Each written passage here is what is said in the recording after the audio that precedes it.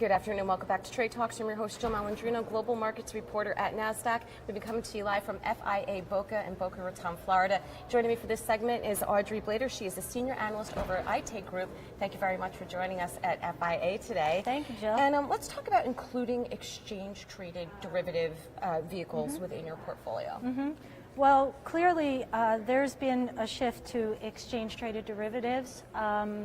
This has been happening for a while, particularly on the back of regulation, as investors move away from OTC structures, given some of the margin that's related to them, and they move into exchange-traded product. So what we're seeing as a consequence to that, for example, in MSCI ETDs, is a real increase in trading of these instruments.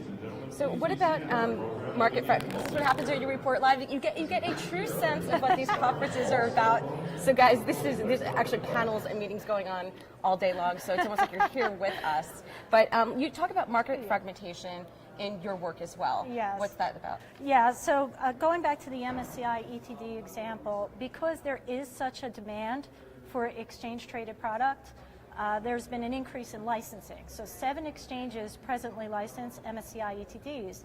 So that's good in one sense because investors have access to a suite of products which helps them with passive investing and benchmarking. But the flip side to that is it creates fragmentation. So what's wrong with fragmentation? Right. The problem with that is that you may not have the same transparency on one exchange versus another, or the same liquidity on one exchange versus another. So essentially, you may get a different price on one exchange versus another for essentially the same contract. All right, and to wrap it up, let's talk about the customer experience when trading ETDs. What's the best way to enhance that?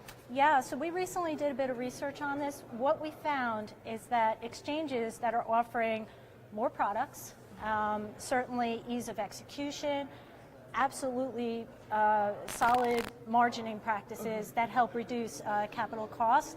Those are things that our investors are looking for to check the box. And do you think that it's going to continue, that's going to be the trend where ETDs are going to be used more within portfolios? Absolutely. All right, well thank you very much for joining us at FIA. Thank you. And thank you for joining me throughout the day. I'm Jill Malandrino, Global Markets Reporter at Nasdaq.